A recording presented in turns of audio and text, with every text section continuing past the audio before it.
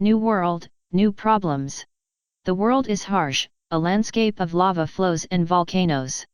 The air is strangled by clouds and gases, and supercharged particles cause sporadic lightning strikes to destroy bedrock and reinvigorate dead flows. Although, not all the lightning was caused purely by atmospheric disturbances. Tsianch, the former emperor of mankind, screamed, slamming his, or rather, her, hooves into the ground. This is your attempt at defeating me. What are you, some kind of child? I should have hunted you down and killed you first instead of going after that horse Lanish.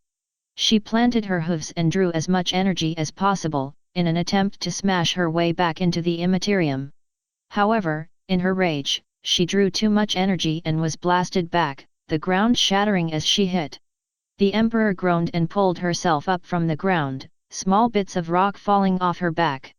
Stuck in the body of a female Xenos, tossed through the immaterium, stranded on some barren speck of rock. Some victory this is.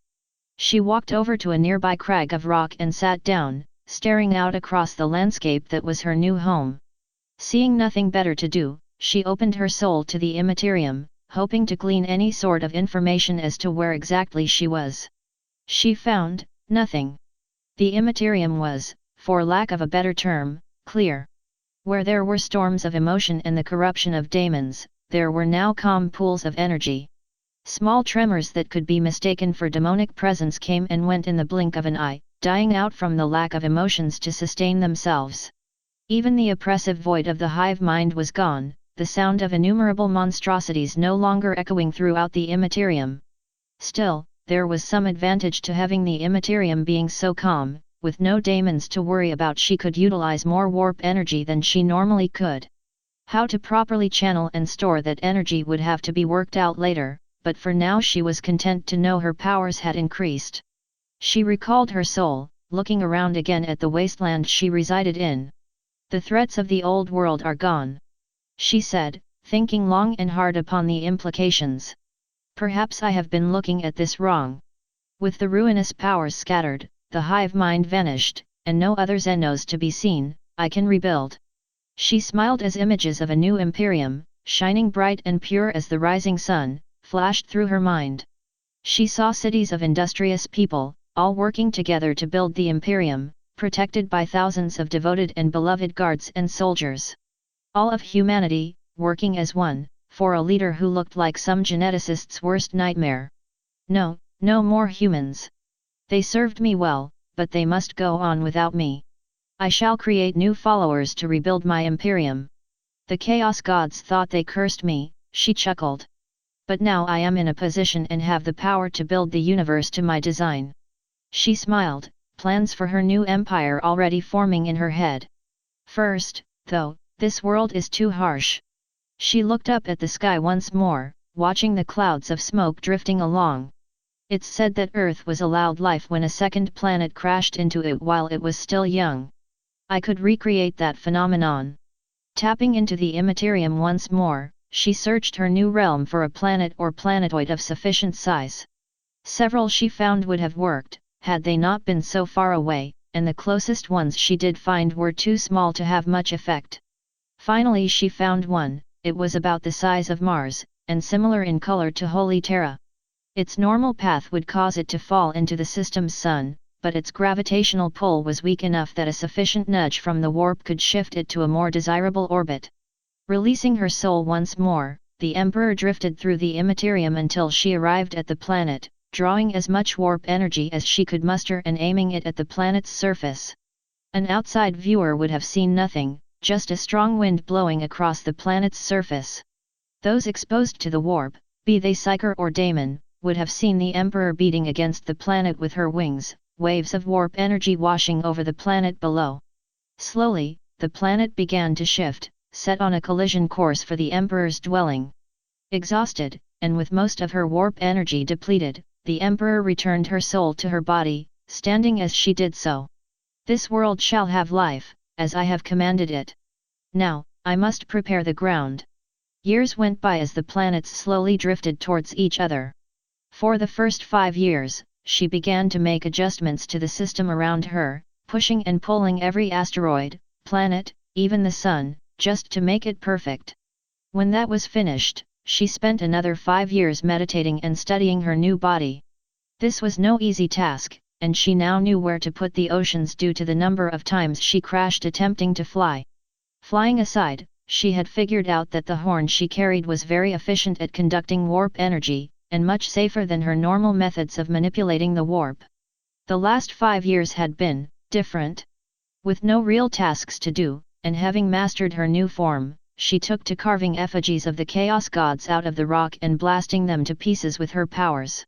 She had just finished constructing a statue of Tsianch, the raven figure glaring at her as she prepared her assault, when she came to a realization. This must be what boredom feels like, she said, casually knocking the statue over and walking away. How could my followers do this, sitting alone in their little rooms and praying for my presence? She sighed, sitting down near a small pool of lava.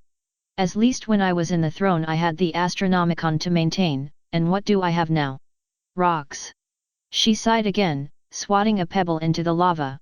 That pebble proved her inspiration, for after it had sank, the depression formed the shape of a bird before vanishing. She looked at the pool for a moment before smiling and getting back on her hooves. Beings of flesh and blood cannot yet survive, but a creature of fire can prosper. It shall be my icon, my companion as I raise a new world. Her smile widening, she reached out with her power and plucked a fist-sized clump of magma from the pool, quickly forming it into the shape of a bean. Satisfied, she turned her head and plucked a smaller feather from her right wing, levitating it so it floated next to the bean.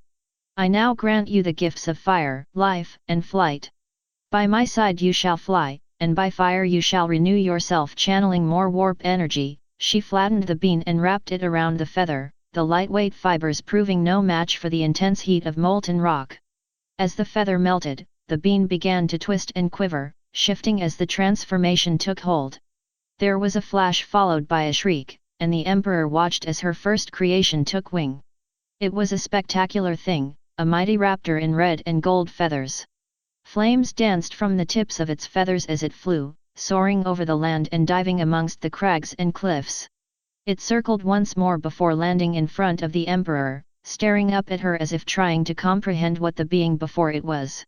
You are my fire bird, and you shall be amongst the greatest of my creations. Now, she raised her left foreleg. Come, for there is more we must do to prepare this world. The bird stared at the Emperor for a moment before squawking and flying off, leaving the Emperor very confused and a bit angry. No, I said come, not fly. Return to me at once, the bird squawked again and disappeared. Growling, the Emperor spread her wings and took flight, chasing after her troublesome companion. Cease this foolishness, bird. The two raced through the sky, breaking through clouds of smoke and diving between volcanoes. The Emperor was powerful, but the bird was fast and kept well ahead of her. Occasionally it would stall, allowing her time to catch up, before shooting off again and leaving small fleck of fire in the Emperor's face. As her frustration mounted, the bird became more crafty, doubling back and dropping down on her from above. I do not want this to continue. If you will only listen. The bird swooped down again, throwing her sense of direction off for a moment. I said you should. There was another shriek as the bird dove behind a rock. Be still, the Emperor roared, her voice shattering rocks and causing lightning to split the earth. Power radiated from her body, causing her eyes to glow white and her mane and tail to move quicker in the unseen wind. The bird landed on the ground in front of her, unfazed by the show of power. Listen to me. I do not want to deal with your evasive actions. We are supposed to be companions, friends even. Why can't you just accept that? The bird looked up at her and squawked. You think I'm being rude? All the power drained from her eyes. Why do you think so? The bird chirped several syllables. Well, yes, I may have sounded demanding, but I am the Emperor, it is within my right to demand something from you. The bird squawked again. Fine, I'm the Empress, not the Emperor. Does that make you happier? The bird nodded and the Empress sighed, descending and sitting down in front of her creation. But that still doesn't explain why you think I'm rude. The bird chirped a few times. Of course I respect you, you are my first creation in this world. And, to be honest, you are the first non-demonic being I've had a meaningful conversation with in centuries. More squawking. Lonely? I am never alone, my soul is fortified and the will of humanity is at my back, or at least it would be if humans still existed in this realm. She sighed again. Don't worry, in a few centuries I'll have new followers to lead. Since you seem to be more free-spirited than I anticipated, you may leave me if you so desire. The bird shook its head and flew over to the Empress, landing on her back and stroking its beak against her neck. I guess that means you'll stay. The bird nodded. Very well, we shall guide my followers together, but first, what shall I call you? There was a pause before the bird chirped several times. Philomena? That is a fine name worthy of your splendor. The Empress rose, Philomena remaining perched on her back. Come, there is more to do to prepare this world for life. Wait, that's where Philomena came from? Twilight asked. Celestia paused from her story and looked at the filly. Yes. Did your parents tell you otherwise? They said something about magic. Twilight shuffled her hooves again. Is that right? That is the closest approximation to the exact nature of the warp most ponies can think of. But yes, I did use my magic to bring life to this world. By crashing planets together. I can move the sun and moon with ease. I think I can handle something as simple as altering a planetoid's movement. But what about all the other living things? Twilight said, standing up. What about all the other birds, or lizards, or squirrels, or ponies? What about ponies? I created them as well, although it required a few other techniques I would rather not discuss right now. This caused Twilight to raise an eyebrow in confusion. Why not? It involves a lot of advanced sciences that haven't even been invented yet. I could understand. Twilight cried. I'm sure you could, but it is for the betterment of all ponies that I do not disclose them. Why? Remember those soldiers I told you about, the Asteroutes? Twilight nodded as Celestia continued. I used a similar technique to create them. I tampered with their genetic structures to make them stronger and faster than any living thing they could oppose, and I did so in the name of violence and conquest. I still hold that knowledge in my head, but should some pony without my morals get a hold of the information? I shudder to imagine what could happen. There was a knock at the door, causing the princess and her student to turn. Who is it? It's me, Auntie, a voice called from the hall. I was looking for Twilight so I could give her back her smartpants doll, but I couldn't find her anywhere. She's in here with me.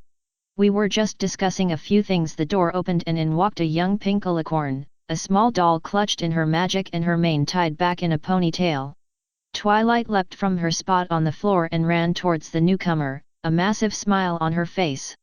Cadance! Twilight squealed, grabbing her full sitter in the biggest hug she could manage.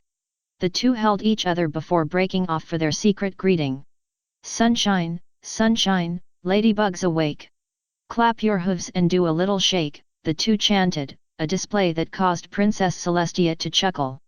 The display over, Twilight latched onto Cadance's leg as the young alicorn walked towards her aunt. I'm glad to see you two are getting along so well. Celestia said. Of course. How could I not get along with the most amazing little filly in the world? Cadance said, causing Twilight to giggle, before she turned to Celestia. And I see you're wearing your old armor. Well, I just got a little nostalgic and Twilight walked in on me. Celestia said, giving a small shrug. Oh dear, you didn't do your whole I shall smite thee, mortal thing, right? Maybe. She was all big and scary, too. Twilight said, finally letting go of Cadance's leg. But she's really cool, too. She was this big emperor guy and fought all these monsters to save a whole bunch of soldiers and stuff. Oh really? Cadance smiled. I remember when you told me that story when I was a filly. She stepped back and raised her right hoof, trying to look as dramatic as possible. I also remember that you used to get carried away sometimes, especially when you took control of Equestria. The god Empress of Ponykind, eternal ruler of Equestria and commander of the 20 legions. Celestia gave another chuckle. Well, we haven't gotten that far yet. No, she just made Philomena and was doing a whole bunch of stuff with the planets. Twilight said, bouncing with energy. Oh? Mind if I join you too? Cadance asked. Of course, Celestia said. Take a seat and I shall continue. Cadance nodded and sat down, Twilight following and snuggling up next to her full sitter. Celestia shifted once more and continued. It would still be another 2 years before the planets finally collided. Philomena's presence helped me immensely, and I believe those 2 years were some of the happiest ones I had in a long time. But before the day of the collision, I still had several things to take care of.